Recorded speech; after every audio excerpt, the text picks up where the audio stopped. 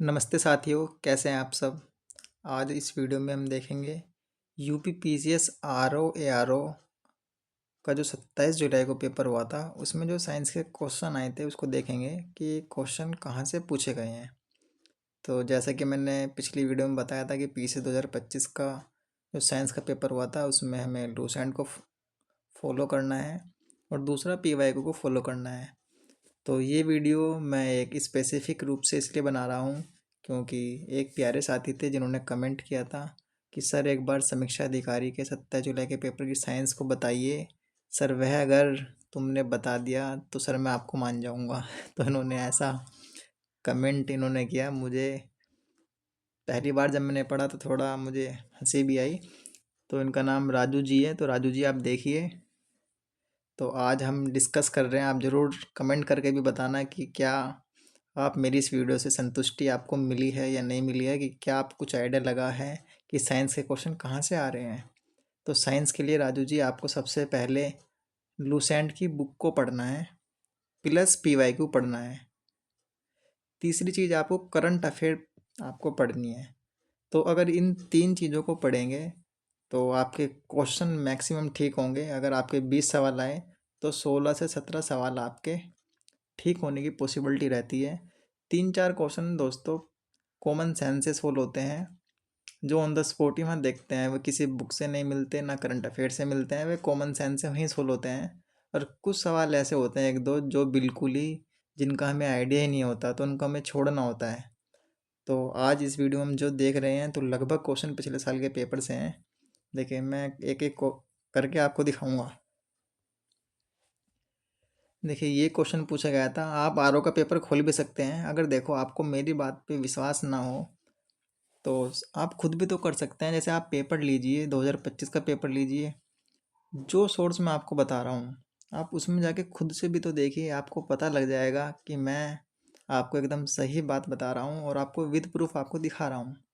तो ये साइड में आपके राइट हैंड साइड में आपकी लूसेंट जनरल साइंस की बुक है, जो मैंने बुक लिस्ट में भी सजेस्ट की है आपको। तो लूसेंट की ये बुक है, तो वहाँ से आप देखिए क्वेश्चन कितने क्वेश्चन आपके आए हैं। तो 18 से 19 सवाल आर ओ में जनरल साइंस के पूछे गए हैं। तो लगभग इतने वेटेज तो होता है, 20 के आसपास सवाल होते हैं। तो देखिए इसमें तपेदिक लिखा गया है, फेफड़े से संबंधित है। जो टीबी होता है वो फेफड़े से संबंधित होता है। तो टाइफाइड किससे संबंधित है। अगर आपने लूसेंट की बुक पढ़ रखी है तो आप वहाँ से इसको आराम से कर सकते हैं। देखिए प्यारे साथियों, देखिए इसमें लिखा है कि टीबी आपको किसको प्रभावित करता है, फेफड़े को प्रभावित करता है। और मैं इसका स्क्रीनशॉट मुझे लगे प्यारे साथियों नीचे है। तो टाइफाइड आपको किसको प्रभावित करता है, इंटेस्टाइन आंत को प्रभावित करता है। और लूसेंट की बुक में है, मैं आपको इसका नहीं स्क्रीनशॉट उसमें भेज दूंगा अपने टेलीग्राम ग्रुप में।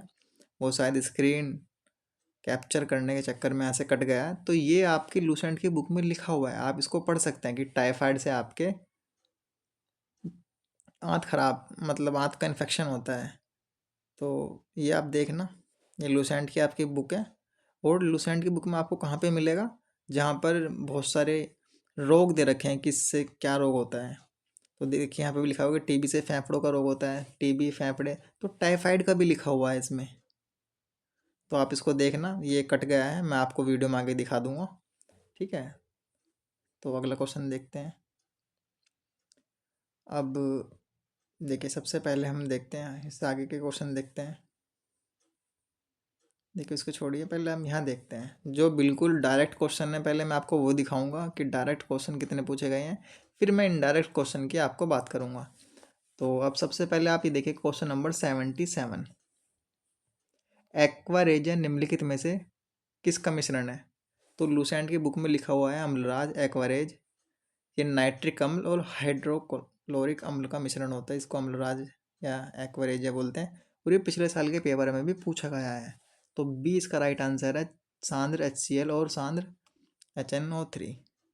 तो बी आपने देखा। देखिए ये डायरेक्ट क्वेश्चन है, ये लूसेंट की बुक है और ये पिछले साल का PYQ में भी है, आप इसको देख सकते हैं। मैं इतने सारे PYQ यहाँ पे इसलिए नहीं लगा सकता क्योंकि अभी डिजिटल ऑब्जेक्ट को यूज़ थ्रू होने में मुझे थोड़ा समय लगेगा क्योंकि मुझे इतनी जानकारी नहीं है तकनीकों की। फिर भी मैंने आपका एक स्क्रीनशॉट लिया है यहाँ पे कि अमरराज ये यहाँ पे है। तो आपने क्वेश्चन देखा। अभी मैं आपको दिखाऊंगा, देखिए अगला क्वेश्चन मैं दिखाऊंगा।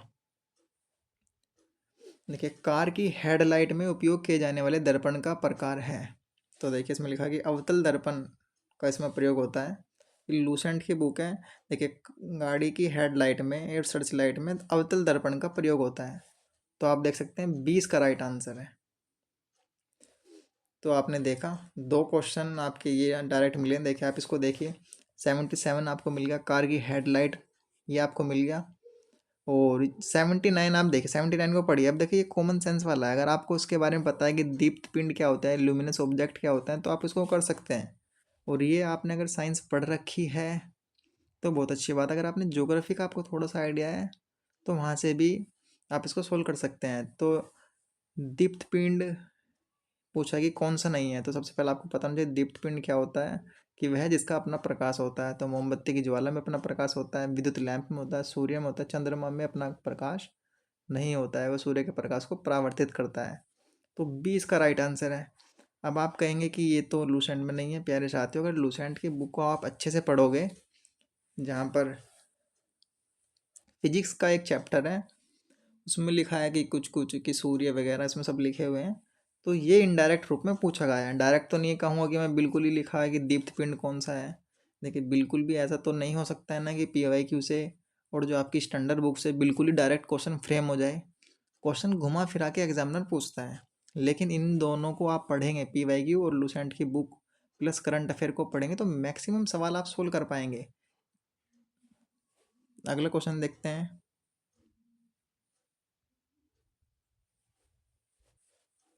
देखिए देखिए अगला क्वेश्चन देखिए आप 76, कि निम्नलिखित युग्मों में से कौन सा सही सम्मिलित नहीं है। तो ये सवाल आप देखिए। तो ये सवाल आप लूसेंट में डायरेक्ट तो नहीं है, लेकिन इसके बहुत सारे हिंट इसमें दे रखे हैं। जैसे खनिज तेल है, पेट्रोलियम खनिज तेल से निकलता है, वनस्पति वसा फाइटोस्टेरल होती है, जो सरसों का तेल है लो लुब्रिकेंट नहीं होता है। ठीक है, तो सी इसका राइट आंसर है। जबकि पशु वसा में कोलेस्ट्रॉल पाया जाता है, तो डी भी इसका ठीक है। तो सी आप देखेंगे, सी राइट आंसर है। तो ये डायरेक्ट तो नहीं है, लेकिन मैं आपको बहुत सारे सवाल दिखा दूंगा जो लूसेंट से डायरेक्ट पूछे गए। 77 है, ठीक है, 78 है, और 79 भी मैं आपको दिखा दूंगा। लेकिन मैंने आपको 77 और 78 दिखाया। आगे भी हम बात करेंगे। अब देखिए, जैसे ये सवाल है, वह दूरी जिस पर पृथ्वी की कक्षा की औसत त्रिज्या एक आर्क सेकंड का कोण अंतरित करती है कहलाती है। तो एक प्रकाश एक पारसेक होता है। तो उसका राइट आंसर सी है। देखिए आप देखेंगे, ये आपका यहाँ देखेंगे लूसेंट में दे रखा है, लेकिन इसके लिए आपको थोड़ी सी समझ होनी चाहिए कि जब हम पढ़ते हैं तो एक पारसेक एक आर्क के बराबर होता है। तो ये लूसेंट में दे रखा है, लेकिन मैं ये नहीं कहूँगा कि डायरेक्ट इसमें बिल्कुल एग्जिट वही लाइन लिखी हुई है जो आपके एग्जाम में लिखी। देखिए जैसे यहाँ पे लिखा है कि पृथ्वी कक्षा की औसत त्रिज्या एक आर्क सेकंड का कोण अंतरित करती है कहलाती है। तो एक पारसेक इसका राइट आंसर है। मैं ये नहीं कहूँगा कि डायरेक्ट ही एकदम पूछा गया, इनडायरेक्ट है, लेकिन इसके लिए थोड़ी सी बेसिक नॉलेज आपकी होनी चाहिए। देखिए ये 81 क्वेश्चन ये आपका डायरेक्ट है। ये सवाल आप पढ़ेंगे 1 मीटर बराबर, ये नैनोमीटर से सवाल है। और नैनोमीटर हम साइंस एंड टेक्नोलॉजी में पढ़ते हैं, इसमें तो पूरा एक चैप्टर ही है नैनो टेक्नोलॉजी। तो वहाँ हम पढ़ते हैं कि 1 मीटर बराबर 10 की पावर 9 नैनोमीटर होता है।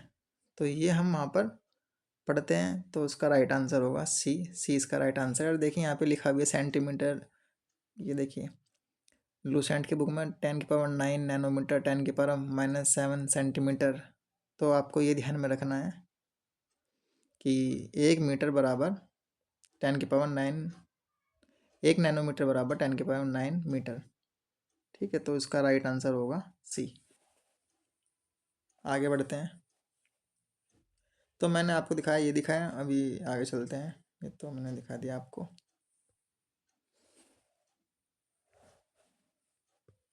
चलिए आगे देखते हैं। अब देखिए 74 और 75 ही लूसेंट में डायरेक्ट है। आप पढ़ेंगे, देखिए सबसे पहले हम धान, गेहूँ, गन्ना, अरहर इनसे जो रोग होते हैं, आप देखिए रोग, देखिए लिखा हुआ है लूसेंट में, brown leaf spot of rice. Brown leaf रोग किसको होता है? राइस को। आप इसको पढ़ेंगे पूरा तो राइस को होता है। तो इसमें लिखा है देखिए ब्राउन लीफ, धान आपका ये रहा,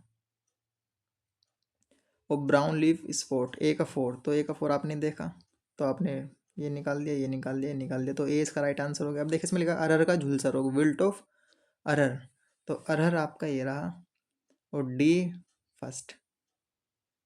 तेरह, तो इसमें गन्ना और गेहूँ, आप इसको पूरा पढ़ेंगे, इसमें बहुत सारे रोगों के नाम है। देखो गेहूँ है तो इसमें बहुत सारे रोग हैं, तो इसमें आप पढ़ेंगे तो गेहूँ और गन्ने के बारे में भी लिखा हुआ है, और ये पिछले साल के पेपर में भी पूछा गया है, और ये लूसेंट की बुक में भी है, तो आप वहाँ से पढ़ सकते हैं। अब देखिए नकदी फसल है, ये आलू, गन्ना और कपास, ये आपकी नकदी फसल है। ये कहाँ पर है?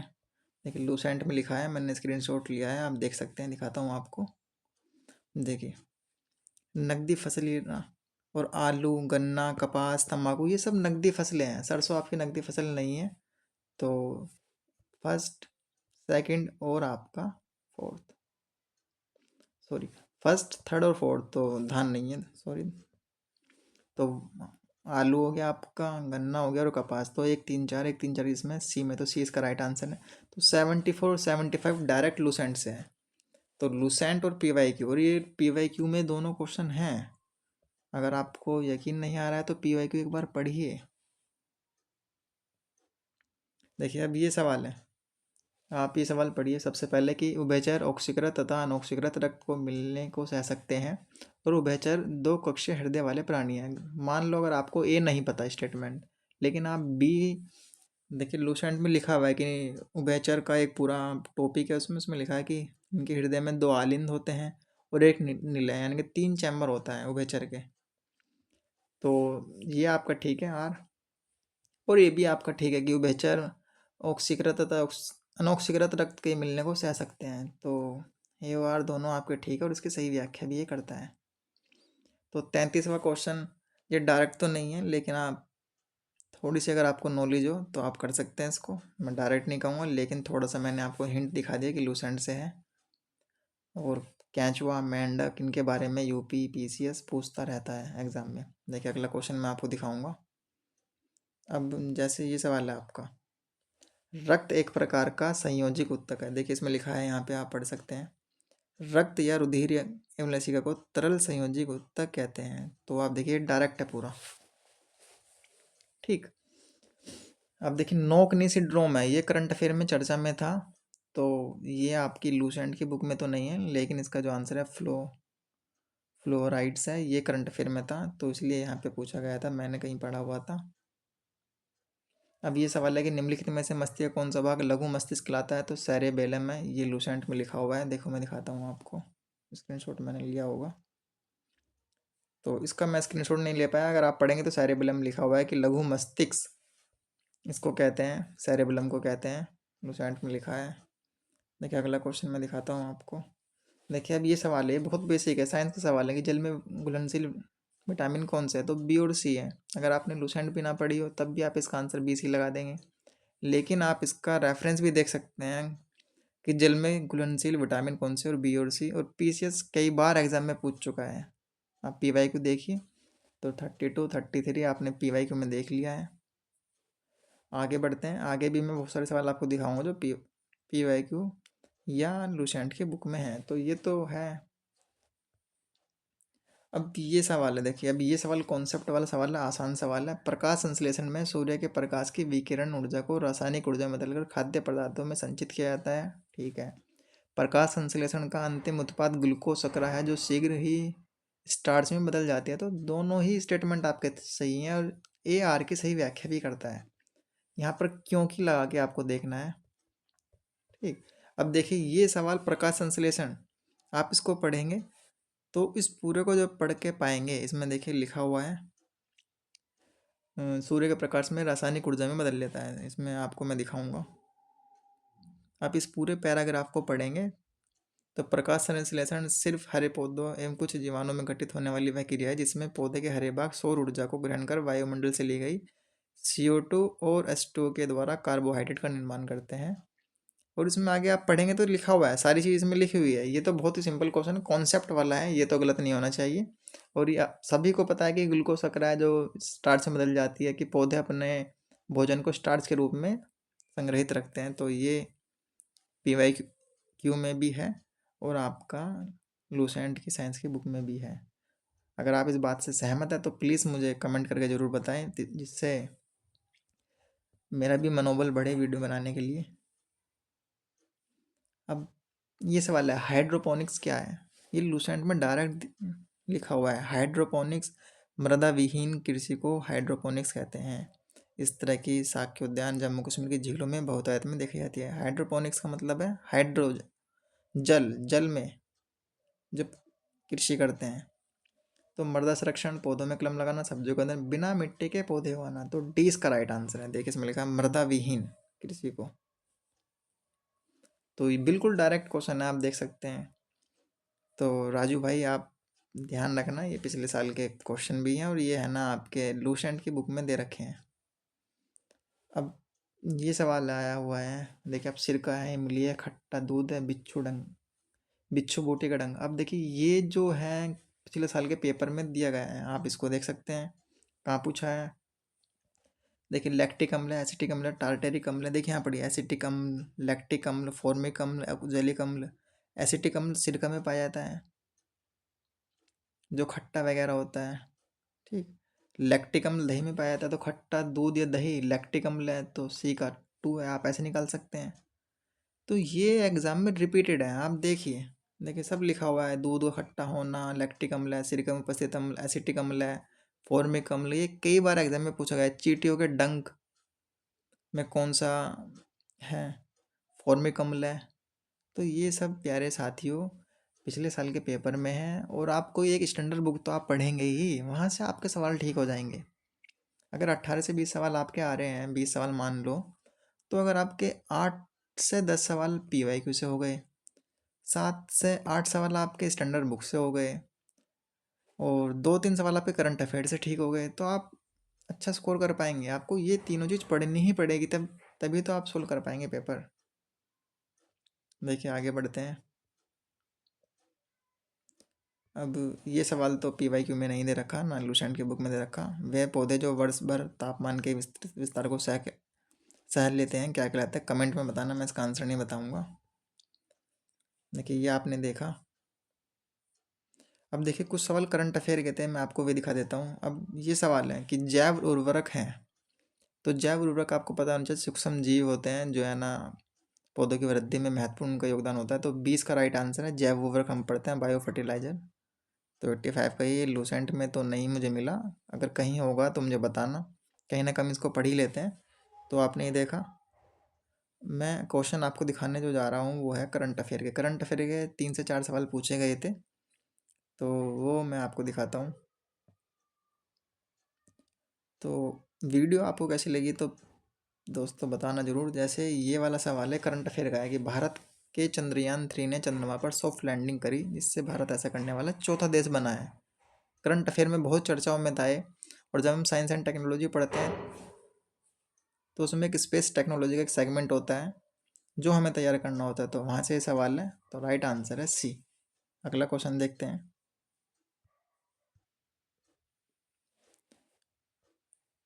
अब ये क्वेश्चन है कि वर्ष 2024 का फिजियोलॉजी या मेडिसिन का नोबेल पुरस्कार विक्टर एम्ब्रोस और गैरी रुकवन को किस लिए दिया गया है? देखिए करंट अफेयर का है, ये लूसेंट में तो नहीं मिलेगा, तो माइक्रो RNA के लिए मिला है। तो ये आपने देखा।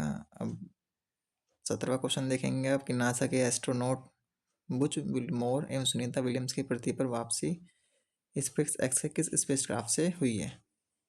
तो ड्रैगन से हुई है। ये करंट अफेयर का क्वेश्चन है, ये घटना चक्र में दिया गया है। अभी जो अगला क्वेश्चन है कि भारत के प्रथम मानवयुक्त डीप मिशन का क्या नाम था? तो समुद्रयान इसका नाम था। तो ये करंट अफेयर का है, तो ये करंट अफेयर के क्वेश्चन है। और अगला क्वेश्चन देखते हैं। निम्नलिखित में से किस तत्व की कमी के कारण पौधे पीले हो जाते हैं और उनकी वृद्धि कम हो जाती है? तो नाइट्रोजन की कमी से हो जाती है। ये तो बहुत सिंपल क्वेश्चन है। तो ये आपने देखे RO में पूछे गए जो PYQ हैं। जिसका पेपर 27 जुलाई को हुआ था। तो लगभग क्वेश्चन आपके लूस एंड से कवर होते हैं, प्लस आपको करंट अफेयर आपको इसमें पढ़नी है। तो वीडियो अगर आपको अच्छी लगे तो प्लीज़ बताना। नेक्स्ट वीडियो मिलते हैं, तब तक के लिए धन्यवाद। और प्लीज़ अच्छी लगे तो सब्सक्राइब करना ना भूलें।